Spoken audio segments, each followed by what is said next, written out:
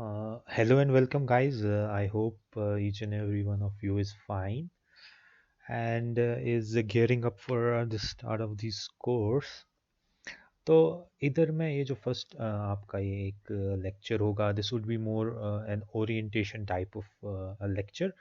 सो already जो जिन्होंने पढ़ा है क्वांटिटेटिव एप्टीट्यूड और reasoning, they might find it boring और something like that, but still थोड़ी बहुत इंफॉर्मेशन तो उनके भी इसके रिलेटेड बढ़ जाएगी. But still, if they don't want, they can just skip this video and continue with the others that would follow. And लेकिन जो अब न्यू कमर्स है इसमें थोड़ा बहुत तो वो चाहते हैं कि एग्जैक्टली है क्या, तो उसी के रिलेटेड मैं थोड़ी बहुत यहाँ बात करना चाहता हूँ. एंड कुछ चीज़ें भी मैं यहाँ बोलना चाहता हूँ कि ये है क्या. If this was the basic the syllabus, when you see that comprises quantitative aptitude की बात करेंगे तो हम arithmetic देखते हैं. Second we see is like algebra, maybe in SSC examinations and all, and maybe in CAT as well, higher order algebra and arithmetic हो गया, algebra हो गया, and then there is data interpretation, which is very very very very important as for any examination is concerned now. And इसके अलावा आप देखेंगे कि जो रीजनिंग है आपकी, उसकी non verbal reasoning, logical reasoning, deductive reasoning, verbal reasoning, cognitive reasoning रहती हैं. तो ये सब जो है आपको टेस्ट किए जाते हैं. और जो इन का वेटेज रहता है, जो इन चीज़ का वेटेज रहता है वो डिफरेंट जो एग्जामिनेशन है, कॉम्पिटिटिव एग्जाम्स है उनमें और जॉब एग्जामिनेशन है उनमें डिफरेंट रहता है. आप सी सैट की बात करिए, जो आपका main paper one, general paper one रहता है IAS KS एग्जामिनेशंस के लिए, और उसके लिए भी आपका सी सैट, उसमें भी यही किया, ऑल्दो 33% ही आपको लाने होते हैं, बट स्टिल पीपल जो जनरल पे स्टडीज़ टू पेपर में बहुत स्ट्रांग होते हैं, मे भी उनको इसमें थोड़ा बहुत टाइम लग जाता है. तो उसमें एक चीज़ आपको इसमें ये भी याद रखनी है कि अगर मैं आपको ये पेपर या कोई भी आप पेपर पकड़ लें and you'd have a cup of coffee and cozy around your homes and start solving this paper, I am sure that pretty much sure that each and every one among you would actually be able to solve it.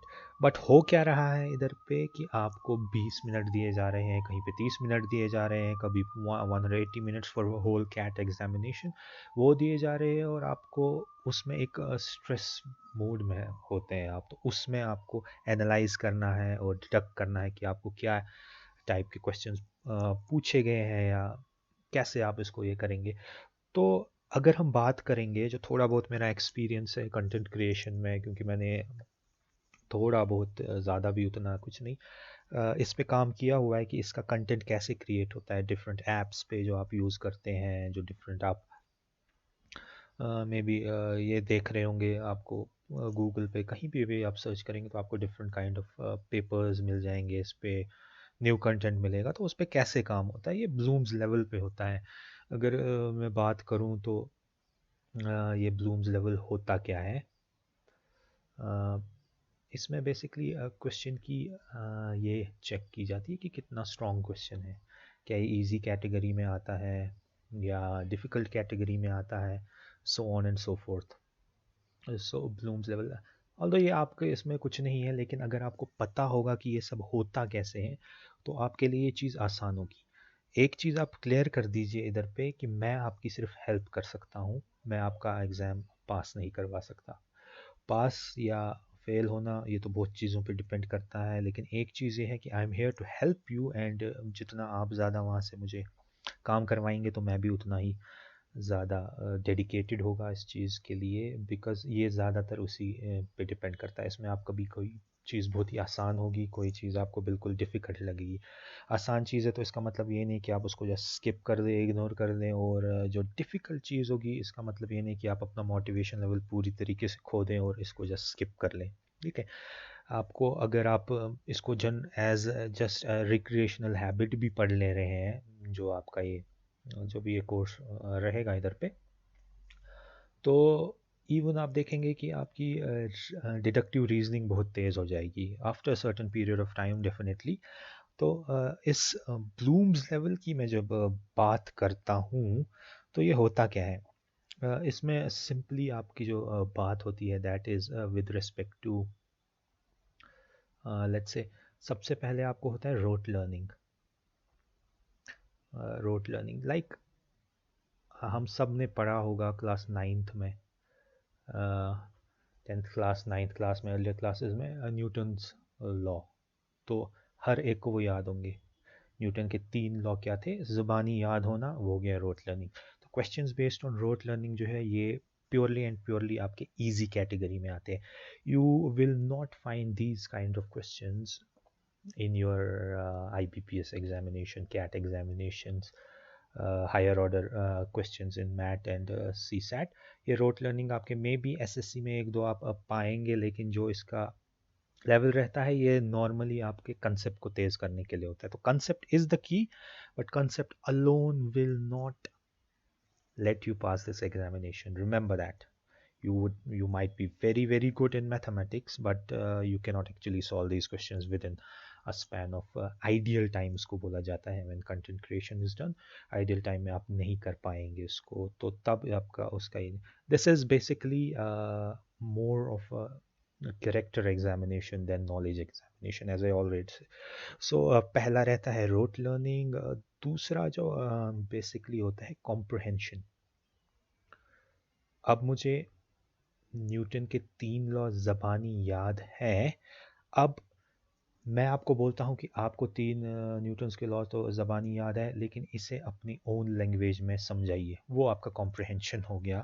Third would be application part, expect questions based on these. यहाँ से आपका शुरू हो जाता है कि जहाँ से आपका level of higher level of content creation की जो बात होती है, ज़्यादातर आप एप्लीकेशन और इसके नीचे जो है उनमें करते हैं। तो डिफ़िकल्टी लेवल एज आई से you can go through different types of examination. अगर आप चाहते हैं कि मैं डिफरेंट टाइप्स ऑफ एग्जामिनेशन के लिए भी वीडियो बनाए तो डू लेट मी नो।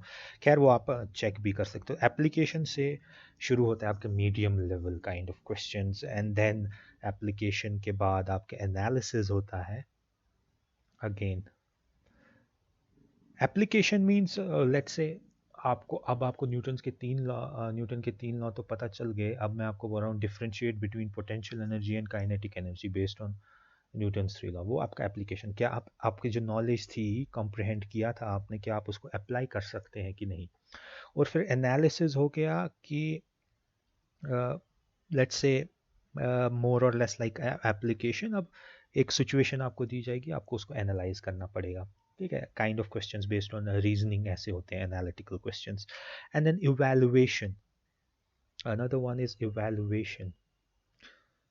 ये इवैल्यूएशन टाइप क्वेश्चंस जो है ये आपके नॉर्मली कैट में बहुत रेयरली आप इनको देखेंगे कि इसमें एप्लीकेशन, ये सारे जो है आपके rote learning, comprehension, application, analysis, ये सब यूज़ हो जाएंगे और जाकर आपको एक चीज़ इवैल्यूएट करनी होगी। So let's not go into the details of the things there. And lastly जो डिफ़िकल्ट क्वेश्चंस होते हैं, जिनकी डिफ़िकल्ट लेवल सबसे ज़्यादा होती है, that is synthesis based questions. Synthesis based question है, आपको एक रियल लाइफ सिचुएशन दी जाएगी, more important as far as your CAT is concern. And फिर ये सब जो है आपका एक ये बन जाता है ब्लूम्स लेवल, और इसके ही विद रिस्पेक्ट टू आपके क्वेश्चंस क्रिएट होते हैं और इसी के वजह से आपका पेपर भी क्रिएट होता है। वो कोशिश करते हैं कि नॉर्मली इसी एक फ्रेम में सेटअप हो। ऑल्दो नाउ जो एग्जामिनेशन है वो बहुत अनप्रिडिक्टेबल हो गया और मोर इसमें चेंजेस आ रहे हैं। आप देख रहे हैं कि डेटा इंटरप्रिटेशन क्वेश्चंस अब प्रीलिम्स के ही एग्जामिनेशंस में आ रहे हैं। सो आइडियल टाइम होगा दूसरा कि इनके बेस पर आप कितना टाइम उस क्वेश्चन को लेंगे, उसी हिसाब से आपका पेपर में ये डाला जाता है। यू शुड एक्सपेक्ट कि आपका पूरा पेपर एनालिसिस और एप्लीकेशन बेस्ड नहीं होगा।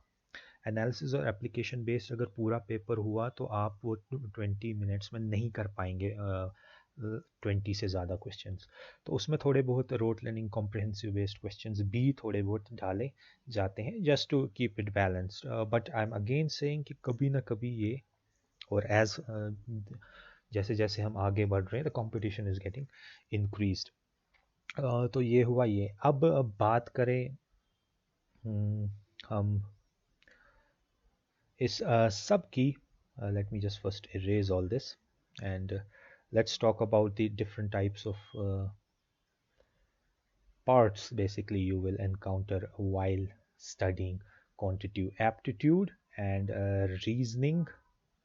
इसमें mainly आप क्या देखेंगे that I would share with you guys. Just give me a minute, I just want to focus on this. Yeah. तो लर्निंग मेथोडोलॉजी और आपका जो कंसेप्ट्स है इसमें क्वांटिटिव एप्टीट्यूड में जब आप बात करेंगे, जैसा मैंने बोला क्वांटिटिव एप्टीट्यूड की जब बात होगी आईबीपीएस में मेनली आपका अर्थमेटिक चेक होगा, mainly and mainly arithmetic. Let me just first कि ये होते क्या है। अर्थमेटिक है, फिर आपका एल्जेब्रा है,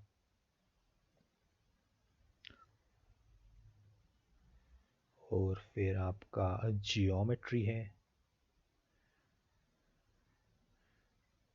और लेट्स से इसमें एक और ये बहुत ज़्यादा इंपॉर्टेंट डेटा इंटरप्रिटेशन। सो अर्थमेटिक पोर्शन आपका ज़्यादातर आईबीपीएस में पूछा जाता है। अर्थमेटिक का मतलब क्या हुआ, आपकी एवरेजेस, आपके counting principles, permutation and combination, advance mathematics, number system इसमें आ जाता है, बेसिक नंबर सिस्टम इसमें आ गया आपका।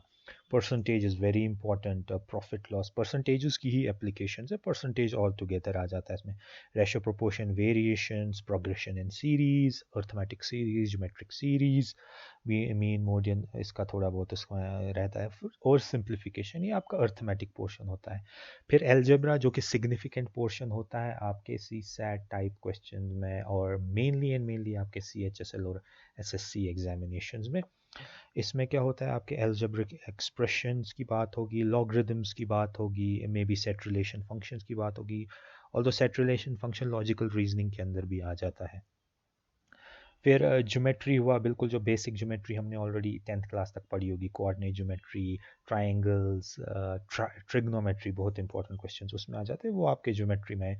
और डेटा इंटरप्रिटेशन जो भी आपने अर्थमेटिक में पढ़ा उसके बेस पर आपके डेटा इंटरप्रिटेशन क्वेश्चंस होंगे। डेटा इंटरप्रिटेशन आज बहुत ज़्यादा इंपॉर्टेंट इसलिए हुआ है क्योंकि आप prelims examination of IBPS and SSC are going to see questions based on data interpretation, 10 to 15 questions based on data interpretation, and in this only and only your own help to your good self will help you, because इसमें based concepts होंगे, averages, percentages, so on and so forth. तो ये तो रहता है आपके quantitative aptitude का, as far as your quantitative aptitude is concerned. जब मैं reasoning की बात करता हूँ guys, reasoning, let's write about reasoning.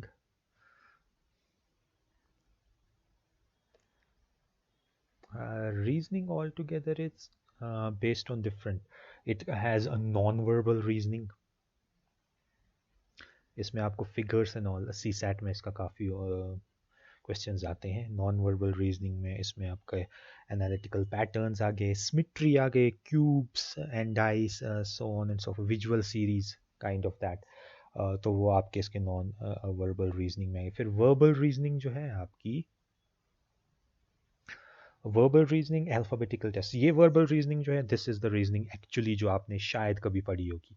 इसमें आपने alphabetical testing, letter series, maybe number series, coding, decoding, puzzle test forms a very very important part of your examinations, up 3 to 4 puzzles, easy and difficult level puzzles in your mainly these IBPS type of examination, SSC examination, and so four. फिर numerical reasoning आ गई, इसमें आप normally arithmetical reasoning होगी, mathematical reasoning होगी, clocks and calendars होंगे आपके, inequalities होंगी, numbers, ये डिफरेंट एग्जामिनेशन में डिफरेंट होते हैं, हमें सब नहीं पढ़ना होता, किसी किसी examination I think barring CAT सब में ये सब नहीं पढ़ना होता। सो कैट जिसको पढ़ना होगा तो they can just personally actually contact me and I would provide them with videos that are slightly of higher level. ठीक है, फिर उसके बाद आपकी एनालिटिकल रीजनिंग है जिसमें आपका decision making, syllogism, very very important, ये चीज़ मैं यहाँ लिख लेता हूँ, analytical reasoning, analytics. Analytics, if you see, coding is all about analytics, algorithms is all about analytics. जब एक कोडर एक प्रोग्रामर बनाता है तो वो एनालाइज करता है सिचुएशन को, उसको स्मॉल स्टेप्स में करता है, and then he arrives to some conclusion and something based on those. So syllogism इसमें आ गया, statement based question, statement deduction, ये आपके नेट जेआरएफ में भी एक बहुत इंपॉर्टेंट पार्ट रहता है. तो ऑल टुगेदर अगर आप क्वांटिटेटिव एप्टीट्यूड और रीजनिंग को पढ़ेंगे तो आपका बहुत ही ज़्यादा हेल्पफुल रहेगा ये डिफरेंट जॉब एग्जामिनेशन में और कॉम्पिटिटिव एग्जाम में, और ओवरऑल आपकी कॉग्निटिव थिंकिंग में भी. So this was all about from for quantitative aptitude reasoning, basic idea of the things. I hope this was beneficial to you guys. And let's meet in the next lecture, which in which I'm mainly going to start arithmetic portion. Algebra, maybe SSC वगैरह के लिए वो हम थोड़ी देर बाद करेंगे. Arithmetic and data interpretation plus reasoning would be my higher priority. वही आप लोगों को चाहिए भी at this stage. So